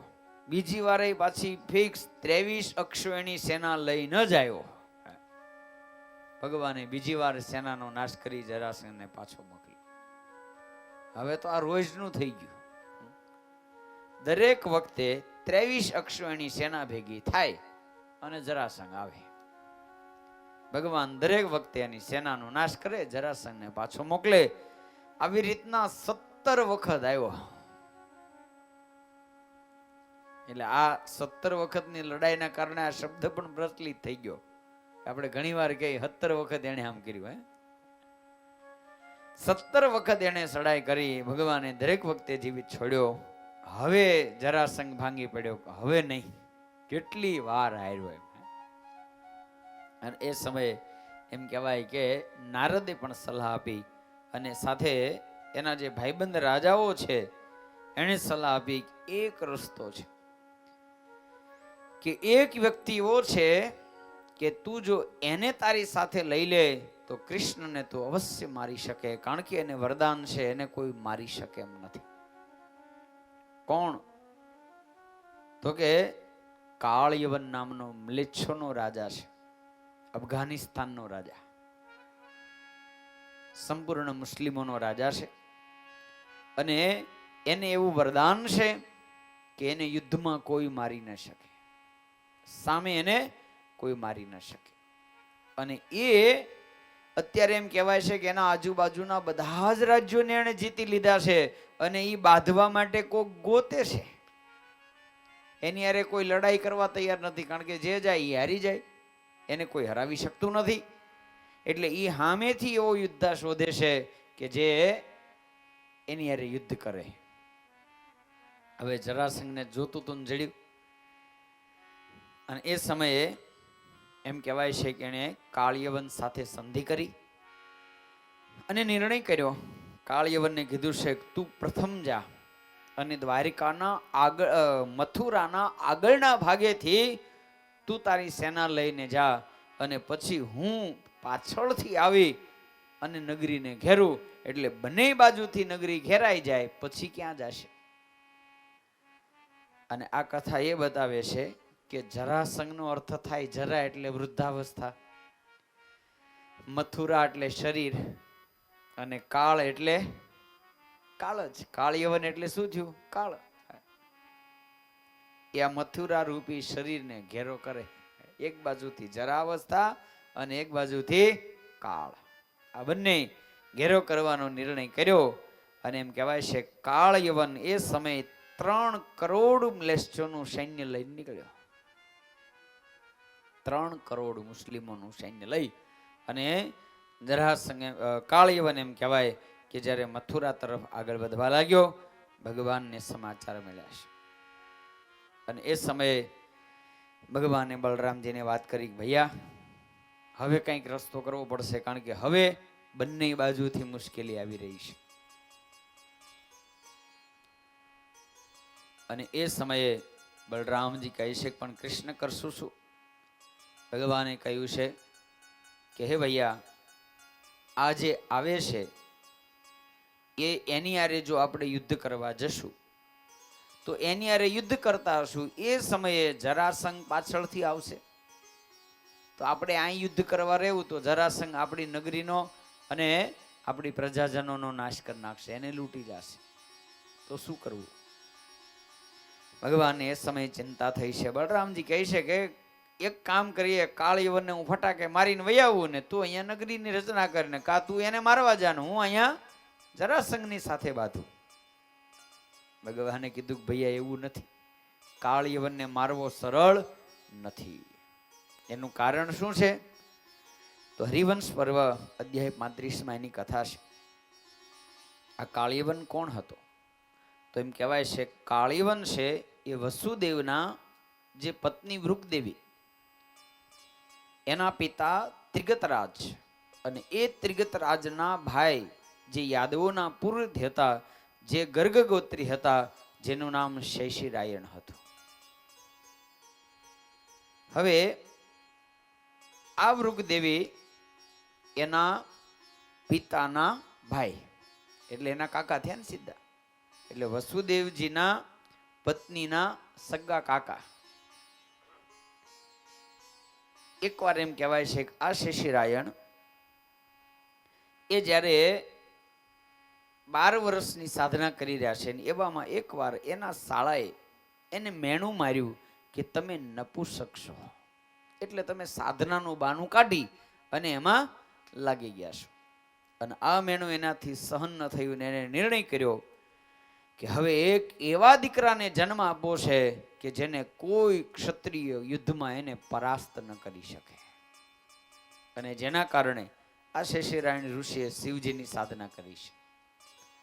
અને સાધના કરતા શિવજીનું વરદાન મળ્યું છે. એ વરદાન મેળવ્યા પછી પોતે જંગલમાં જ્યાં સાધના કરે છે ત્યાં એ સમયે ગોપાલી નામની અપ્સરા આવી છે.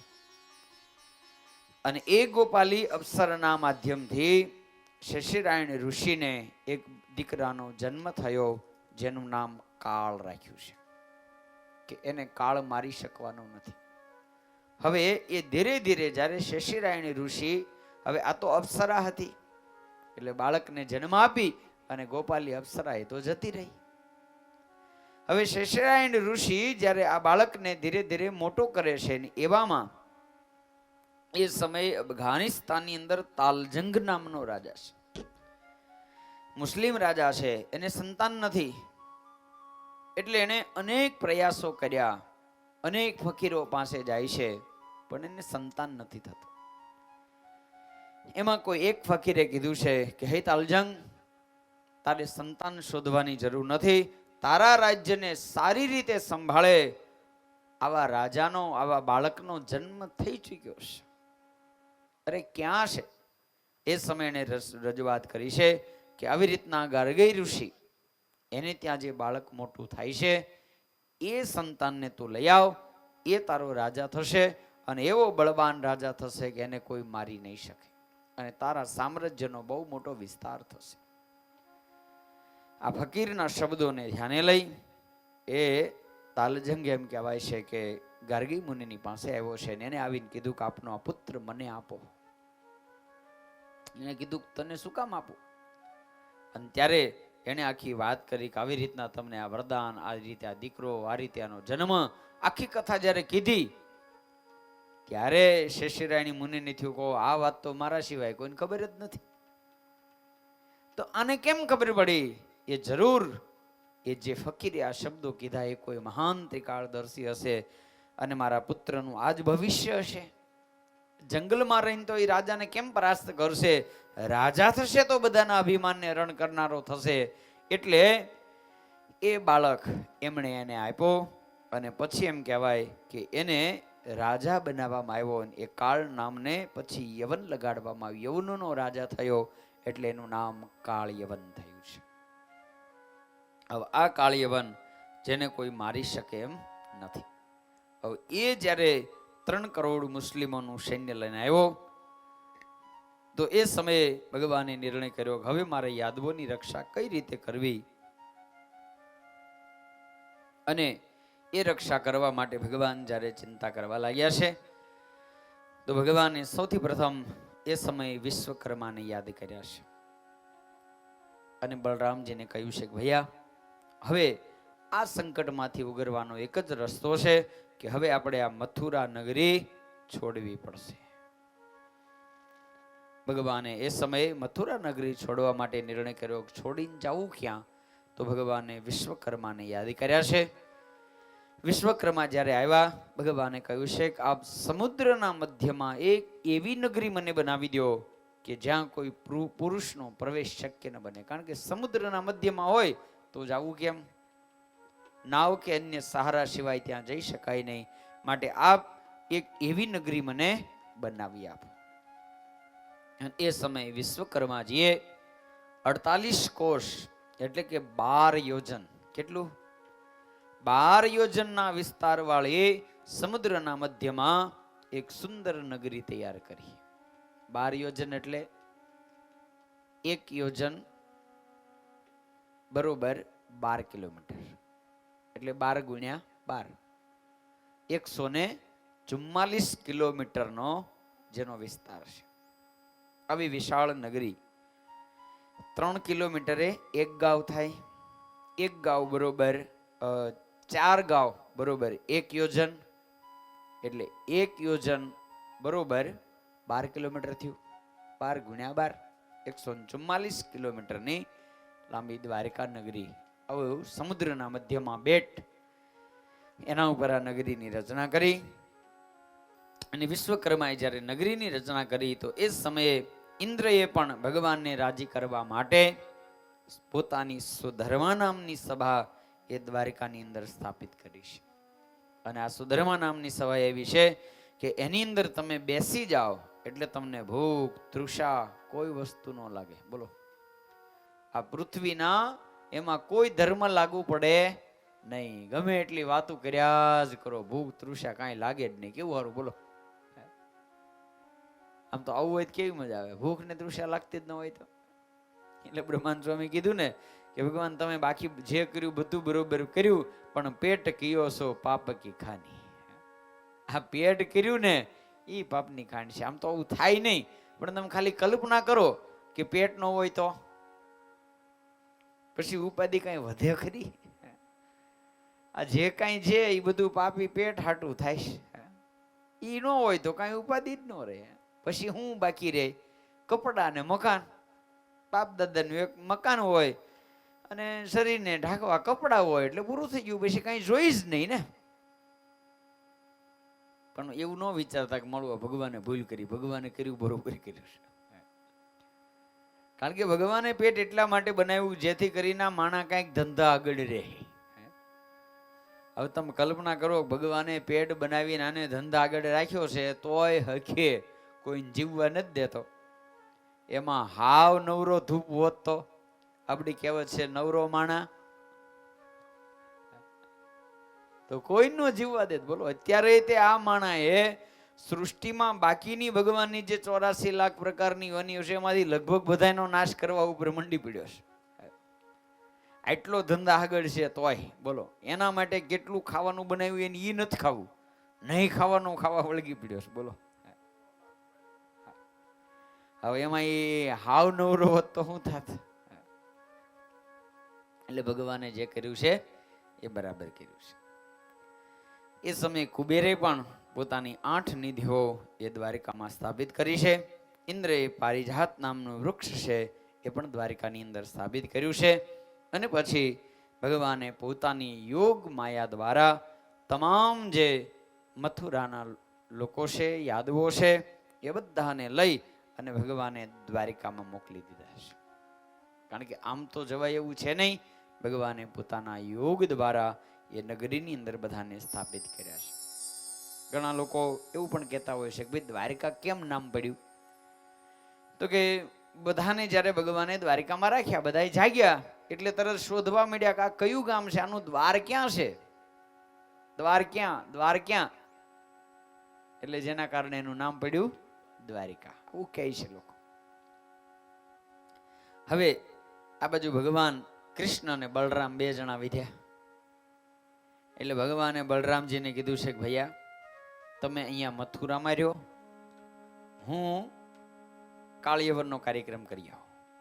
અને એ સમયે ભગવાન એકલા, નથી કોઈ અસ્ત્ર, નથી કોઈ શસ્ત્ર, અને એમને ભગવાન નિશસ્ત્ર બની અને કાળિયવનની સામે આવ્યા છે. અને કાળિયવનને ભગવાને જ્યારે નિશસ્ત્ર જોયા અને કાળિયવન કહે છે કરે મેં તો તારી બહુ નામના સાંભળી કે તે કંસ જેવા બળવાનને માર્યો, અરે જરાસંઘને તે 17 વખત પરાસ્ત કર્યો અને મારી આરે તું હથિયાર વગરનો બાંધવા આવ્યો. ભગવાન કહે છે કે હા મારે વગર હથિયારે બાંધવું છે. અને એ જ વખતે કાળિયવન એને પણ નિર્ણય કર્યો તો પછી તું જો હથિયાર વગર હો તો હું તારી સાથે એ જ રીતે યુદ્ધ કરીશ. સાચો સુરવીર એને કહેવાય કે સામેનો યોદ્ધા જે શસ્ત્રથી લડવા માંગે એ શસ્ત્રથી લડે, એ સાચો સુરવીર છે. બાકી એની પાસે કઈ હથિયાર ન હોય વાંહેથી જઈને મારી આવે એને સુરવીર ન કહેવાય. તો એ સમયે કાળિયવન પણ એની સેનાને આદેશ આપ્યો છે કે હું જ્યાં સુધી આનો નાશ ન કરું ત્યાં સુધી તમે બધા જ અહીંયા પડાવ કરો, કોઈ ક્યાંય જવાનું નથી. હું આને એકલો મલકુસ્તીમાં પરાસ્ત કરીશ. આમ કરીને કાળિયવન ભગવાનની સામે બાંધવા માટે આવ્યો છે. જ્યાં ભગવાનની સામે લડવા જાય ભગવાન નીચા નમી અને ભગવાન ભાગ્યા. અને ભગવાન ભાગ્યા અને એ સમય એમ કહેવાય કાળિયવન પાછળ દોડવા લાગ્યો અને બોલવા લાગ્યો છે કે અરે કૃષ્ણ તું આટલો બધો સુરવીર થઈને દોડે છે શા માટે? રણ છોડીને ભાગે છે શા માટે? ભગવાને મુઠ્ઠીઓ વાળી નિર્ણય કર્યો કે આજ ભાગવામાં જ મજા છે. કાળિયવન એમ કહેવાય છે પાછળ અનેક પ્રકારની રજૂઆતો કરતો જાય છે, કૃષ્ણની પાછળ ભાગતો જાય છે. ભગવાન એમ કહેવાય છે કે મથુરાથી ભાગ્યા તો ભાગતા ભાગતા ઠેઠ જુનાગઢ સુધી આવ્યા. ક્યાં? મથુરા ઉત્તર પ્રદેશમાં અને ક્યાં? જુનાગઢ ગુજરાતમાં. કેટલું ભાગ્યા બે! ભગવાન ઠેઠ જુનાગઢ ગિરનારની ગુફા સુધી ભાગીને આવ્યા. ભાગવતની અંદર તો માત્ર એટલું વર્ણન છે કે ગુફા સુધી આવ્યા, પણ આજે આપણે ત્યાં દત્તાત્રેય જ્યાં જઈએ છીએ આજે પણ એ ગુફા હજી મોજૂદ છે. તો ભગવાન એ સમય એમ કહેવાય કે ભાગતા ભાગતા જુનાગઢ, આપણો જુનાગઢનો ઇતિહાસ એમ કહે છે કે મુચકુંદની ગુફા આજે પણ ત્યાં છે. એટલે આપણે અનુમાન લગાડીએ છીએ કે ભગવાન જે ભાગીને આવ્યા એ ત્યાં સુધી આવ્યા. તો એ સમયે ભગવાન મથુરાથી ભાગતા ગિરનારની ગુફામાં આવ્યા. એ ગિરનારની ગુફામાં ભગવાન શા માટે આવ્યા? કારણ કે ભગવાનને ટાઢે પાણીએ ખ કાઢવી હતી. કારણ કે ભગવાનને ખબર હતી કે આ યુદ્ધમાં આને મારી શકાય એમ નથી. કાળિયવનની સામે જો યુદ્ધ કરવા જાવ તો મારી શકાય એમ નથી. એટલે ભગવાને નિર્ણય કર્યો કે આને એમને મારી નાખો. તો એ સમયે એ ગુફામાં મુચકુંદ નામના રાજા સૂતા હતા. આ મુચકુંદ કોણ હતા? તો આ મુચુકુંદ રાજા છે, એમ કહેવાય કે ઇક્ષ્વાકુ વંશના રાજા હતા. ઇક્ષ્વાકુ વંશની અંદર યુવનાશ્વ નામના રાજા થયા. અને આ યુવનાશ્વ રાજા, એનો ઇતિહાસ પણ બહુ સુંદર છે. ભાગવતજીની અંદર છે, 9મ સ્કંદની અંદર 6ઠા અધ્યાયમાં આ કથા પડી છે કે આ યુવનાશ્વ રાજા, એને સંતાન ન હતું, જેના કારણે એ પત્ની સાથે વનની અંદર ગયા. અને વનની અંદર જઈ અનેક ઋષિઓને કહેવા લાગ્યા કે મને પુત્ર થાય, આવી મારી ઉપર કૃપા કરો. તો એ સમયે ઋષિઓ એકત્રિત થયા. ઋષિઓ, બ્રાહ્મણો બધા ભેગા થઈ અને રાજાને પુત્ર થાય એના માટે એમણે યજ્ઞનો પ્રારંભ કર્યો. હવે એ યજ્ઞની અંદર પુત્ર માટે જે આહુતિ અપાય, એમાં હોમ થાય અને એમાં અભિમંત્રિત જળ કરવામાં આવે. એ જળ એક પાત્રમાં ભેગું કર્યું હશે ને એમાં એક દિવસ ઘટના એવી બની કે રાત્રિના સમયે રાજાને અતિ તૃષા લાગી. તો રાજાને જ્યારે તૃષા લાગી તો રાજાએ જ્યારે જોયું તો બધા સૂતા હતા. એને એમ થયું ભાઈ સૂતા હશે તો જગાડવા નહીં ને. સ્વાભાવિક, આપણે કોઈ સૂતું હોય તો આપણે જગાડીએ નહીં, આપણે એમ કહી ભલાઈ ને હું મારી રીતે ગોતી લઉં. તો રાજા પોતાની રીતે જ્યારે જળ શોધવા લાગ્યા તો જળ શોધતા યજ્ઞશાળામાં ગયા અને ત્યાં એમણે પાત્ર જોયું, એમાં જળ હતું. એટલે રાજાને એમ થયું કે જળ છે, લાવી પી લઉં. હવે રાજા એ જળ પી ગયા. સવારે જ્યારે ઋષિઓ બધા જાગ્યા ત્યારે ખબર પડી કે આ તો જે સંતાન માટે અભિમંત્રિત કરેલું જળ હતું ઈ રાજા પી ગયા, જે રાણીને પાવાનું હતું. હવે રાજા પી ગયા. તો બધા ઋષિઓ કીધું કે રાજા તો ભારે કરી, હવે શું થશે? કારણ કે સંતાન તમારા ઉદરમાં પોષાશે. અને ખરેખર થયું એવું કે યુવનાશ્વ રાજાના ઉદરમાં સંતાન પોષાણું. હવે એના ઉદરમાં જ્યારે સંતાન પોષાણું તો એ સમયે ઋષિ મુનિઓએ એના પેટની સર્જરી કરી. અત્યારે થાય ને એ વખતે થઈ હતી ભાઈ.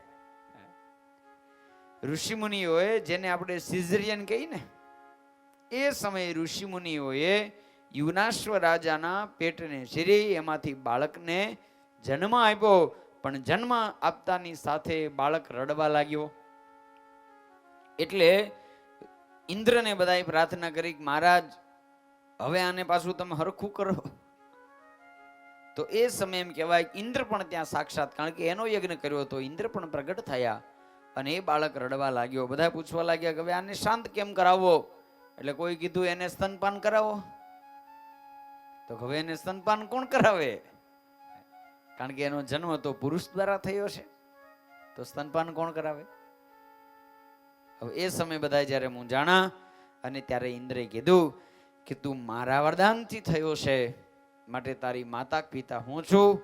મામ ધા, એટલે મારી આંગળીને ધાવ.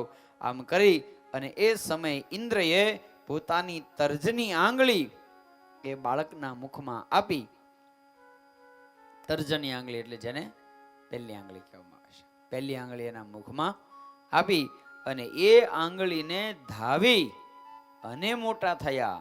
મામ ધાતા, મારી આંગળીને ધાવ, આમ કીધું અને એવી રીતના એ મોટા થયા, જેના કારણે એ બાળકનું નામ માનધાતા પડ્યું. અને એ માનધાતા રાજા, એમણે પછી શશિબિંદુ રાજાની પુત્રી બિંદુમતી સાથે લગ્ન કર્યું, જેનાથી એમને 50 દીકરીઓ થઈ અને 3 દીકરા થયા. અને 3 દીકરા જે થયા એમાંના એક મુચુકુંદ. એના એક જે 3 દીકરામાંથી એક દીકરા એ મુચુકુંદ. અને 50 જે દીકરીઓ થઈ એ 50 દીકરીઓ એમણે સૌભરી નામના ઋષિ સાથે પરણાવી. આ મુચુકુંદ રાજા એટલા મહાન હતા અને એટલા બળવાન હતા કે એ સમયે જ્યારે દેવાસુર સંગ્રામ થયો તો એ સમયે દેવતાઓની પાસે કોઈ સેનાપતિ નહોતું. તો દેવતાઓએ આવી, ઇન્દ્રએ આવી મુચુકુંદ રાજાને પ્રાર્થના કરી કે આપ અમારા સેનાપતિ થાઓ. તો મુચુકુંદ રાજા અહીંયા પૃથ્વી પર પોતાનું રાજ્ય છોડી અને સ્વર્ગની અંદર જઈ અને દેવતાઓના સેનાપતિ થયા. અને પછી ત્યાં સ્વર્ગની અંદર દૈત્યોના સંગ્રામમાં અનેક યુદ્ધો લડાણા.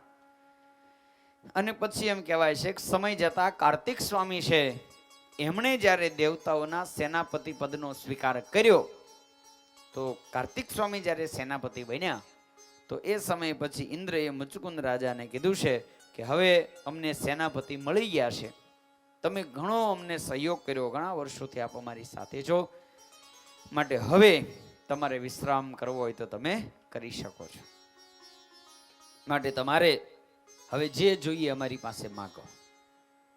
એટલે મુચુકુંદ રાજાએ કીધું ભાઈ મારે કાંઈ જોતું નથી, બસ મારે તો પરિવાર સાથે હવે સુખેથી રહેવાની ઈચ્છા છે. ઇન્દ્રએ કીધું કે મહારાજ માફ કરજો, આપણો સમય અને ન્યાના સમયમાં ફેરફાર છે, ન્યા તમારી પેઢીઓ વહી ગઈ છે, અત્યારે ન્યા કાંઈ વાહે હવે કોઈ પરિવારનું કોઈ વધ્યું નથી, એટલે બીજી જે ઈચ્છા હોય એ માગો, પણ મોક્ષ સિવાય જે જોઈએ માગજો, મોક્ષ નહીં મળે, એ સિવાયની તમારે જે ઈચ્છા હોય એ માગો. અને એ વખતે મુચુકુંદ રાજા બોલ્યા છે તો પછી મોક્ષ ન મળતો હોય તો બાકી મને કોઈ આવશ્યકતા નથી, મને હવે અતિશય થાક લાગ્યો છે, માટે મારે નિરાતે આરામ કરવો છે, મારે સૂવું છે, માટે મને નિરાતે સુવાનું વરદાન આપો. અને એ સમયે દેવતાઓ બોલ્યા છે સ્વાપમ યાતમ યસ્તુ મધ્યે બોધયત્વામ ચેતનઃ સત્વયા દ્રષ્ટ માત્રસ્તુ ભસ્મી ભવતુ તતક્ષણા. દેવતાઓએ કહ્યું છે કે હે મુચુકુંદ, આ પૃથ્વી પર જઈ જ્યાં શયન કરશો અમે તમને વરદાન આપીએ છીએ કે તમને કોઈ જગાડશે નહીં, અને તમને જે જગાડશે એના ઉપર તમારી દ્રષ્ટિ પડશે એટલે એ બળીને ભસ્મ થઈ જાય. આવું વરદાન દેવતાઓ પાસેથી લઈ અને મુચુકુંદ આવી અને આ ગુફામાં સૂતા હતા. એટલે ભગવાને નિર્ણય કર્યો કે આ બારોબાર કાર્યક્રમ કરી નાખીએ. હવે ભગવાન કાળયવનને લલચાવતા લલચાવતા ભગવાન આવ્યા, ગુફામાં પ્રવેશ કરી મુચુકુંદ રાજા જ્યાં સૂતા છે એના ઉપર પોતાનું જે ઉત્તરીય વસ્ત્ર એટલે ઓઢવાનું જે કપડું છે એ મુચુકુંદ રાજાના ઉપર ઓઢાડી દીધું. અને એમાં કાળયવન દોડતો દોડતો આવ્યો, જ્યાં આવીને જોયું એટલે એને એમ લાગ્યું કે મારો કાળિયો ઠેઠ મથુરાથી અહીંયા સુધી મને દોડવતો દોડવતો લાવ્યો અને આવું પાછો હુઈ ગયો. એટલે એને ક્રોધ સાથે એવો જે પગનો પ્રહાર કર્યો જેના કારણે મુચુકુંદ રાજા બેઠા થયા અને એની દ્રષ્ટિ મુચુકુંદની દ્રષ્ટિ જ્યાં કાળયવનના ઉપર પડી, કાળયવન ત્યાં બળીને ભસ્મ થઈ. મુચુકુંદ રાજા ચારે બાજુ જોવા મળ્યા અને એ જ સમયે ભગવાન તેની સમીપે આવ્યા. ભગવાન ગુફામાં સંતાઈ ગયા હતા. ભગવાન મુચુકુંદની સામે જ્યારે આવ્યા અને એ સમયે મુચુકુંદે પૂછ્યું મહારાજ આપ કોણ છો? મહારાજ હું આપનો પરિચય પૂછું છું પણ સાથે મારો પરિચય આપી દઉં કે હું યુનાશ્વ નંદન મહારાજ માનધાતાનો પુત્ર છું, મારું નામ મુચુકુંદ છે, તમે કોણ છો? અને એ વખતે જે ભગવાન બોલ્યા છે ક્વચિદ રજાંસી વિમમે પાર્થિવાન્યુર્જન્મ ભી ગુણ કર્માભિધાનાની નમે જન્મની કરી ચેત.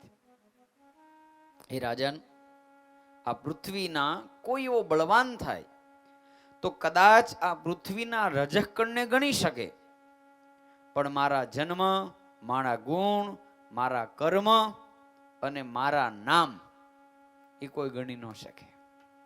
અને એટલે તો આપણા કવિઓ ગાય છે ને, હરિ તારા છે હજાર નામ, કઈ નામે લખવી કંકોતરી. હરિ તારા છે હજાર નામ, કયા નામે લખવી કંકોતરી.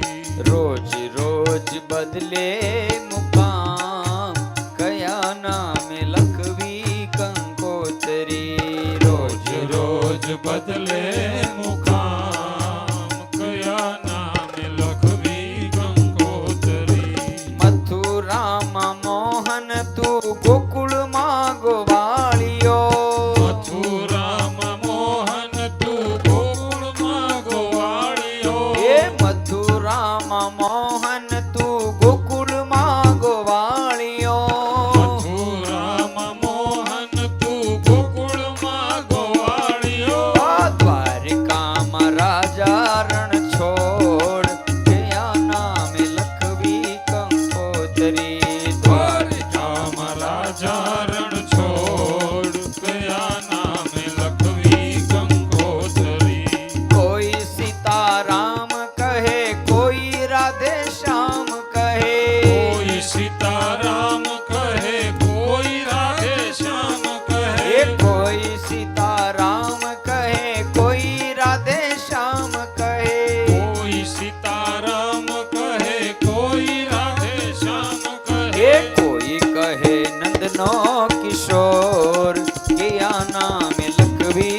કંકોતરી. કોઈ કહે નંદનો કિશોર, કયા નામે લખવી કંકોતરી. ભક્તોની રાખવા ટેક રૂપ ધર્યા છે અનેક. ભક્તોની રાખવા ટેક રૂપ ધર્યા છે અને એ અંતે તો એકનો એક, કયા નામે લખવી કંકોતરી. અંતે તો એકનો એક, કયા નામે લખવી કંકોતરી. એ હરિ તારા છે હજાર નામ, કયા નામે લખવી કંકોતરી. હરિ તારા છે હજાર નામ, કયા નામે લખવી કંકોતરી. ભગવાન કહે છે કે આ જગતમાં મારા નામને કોઈ ગણી શકે એમ નથી, છતાંય અત્યારનો જો પરિચય આપું તો હાલ હું વસુદેવ પુત્ર નંદ નંદન શ્રી વાસુદેવ શ્રી કૃષ્ણ છું. અને એ સમયે મુચકુંદ રાજાએ કીધું તો મહારાજા બળી ગયો ઈ કોણ? ભગવાને કીધું એ મારી લીલા હતી. એ કાળિયવન હતો, એને આ રીતે વરદાન હતું એટલે એને મારવો અશક્ય હતો, એટલે મેં તમને માધ્યમ બનાવીને તમારી પાસે એનો નાશ કરાવ્યો છે. હે રાજન, તમે પણ મારું ખૂબ આરાધન કર્યું છે, તમારા ઉપર પણ હું પ્રસન્ન થયો છું, માટે હવે તમારે જે જોઈએ એ માગો. અને એ સમયે મુચકુંદ રાજા બોલ્યા છે કે પ્રભુ, પરમેશ્વર મળ્યા પછી અને આવો માણસનો જન્મ મળ્યા પછી જગતમાં જો કોઈ મન લગાડે, જગતના પદાર્થોને માગે તો એ તો પશુ તુલ્ય છે. હે મહારાજ, મને પણ રાજ પરિવાર આ બધામાં મોહ હતો, પણ સરવાળે હવે બધો જ મોહ તૂટી ગયો છે. હું આપના ચરણની સેવા સિવાય હવે બીજું કાંઈ માગતો નથી. બસ મારું મન તમારા ચરણમાં લાગે આવી મારા ઉપર કૃપા કરો. તમારો થાવ, હું તમને પ્રાપ્ત કરી શકું આવી મારા ઉપર કૃપા કરો. એ સમય ભગવાન બોલ્યા છે કે મુચકુંદ, મેં તારી પાસે પરીક્ષા કરવા જ રજૂઆત કરી હતી કે ખરેખર તું હું માગે છે, હજી તારી કઈ ઈચ્છા અધૂરી નથી ની જાણવા મેં પરીક્ષા કરવા માટે તને માગવાનું કીધું તું. હે રાજન, તમે મારા ચરણ સિવાય કઈ માગ્યું નથી, માટે હે રાજન, હવે તમે ક્ષત્રિય ધર્મમાં રહી અને અનેક પશુઓ આદિકનો વધ કર્યો છે, માટે તમે મારામાં મન લગાવી સાધના કરી એ પાપને તમે ધોઈ નાખો અને પછી પુનઃ તમને હું બ્રાહ્મણમાં જન્મ આપીશ અને પછી તમે મને પ્રાપ્ત કરશો. આ પ્રમાણે ભગવાને વરદાન આપ્યું. અને એ સમયે મુચકુંદ રાજા જ્યારે ગુફામાંથી બહાર નીકળ્યા છે તો હવે એ તો એટલા વિશાળ હતા, કારણ કે વર્ષો પહેલા એનો જન્મ હતો તો બધું જાડવા ઓલું બધું એને ઝીણું ઝીણું લાગ્યું, એટલે એ સમયે પોતે બદ્રિકાશ્રમમાં જઈ અને તપ કરવા લાગ્યા. મુચકુંદ રાજા એની કથાની સાથે ભાગવતજીના 10મા સ્કંદના ઉત્તરાર્ધનો 51મો અધ્યાય અહીંયા પૂર્ણ થાય છે. 51મા અધ્યાયની સાથે કથાનો પણ સમય થઈ ચૂક્યો હોય તો અત્રે અહીંયા કથાને વિરામ આપીએ. શેષ કથા આપણે આવતીકાલે શ્રવણ કરીશું. તો અત્યારે ભગવાનના મંગળમય નામની સાથે કથાને વિરામ.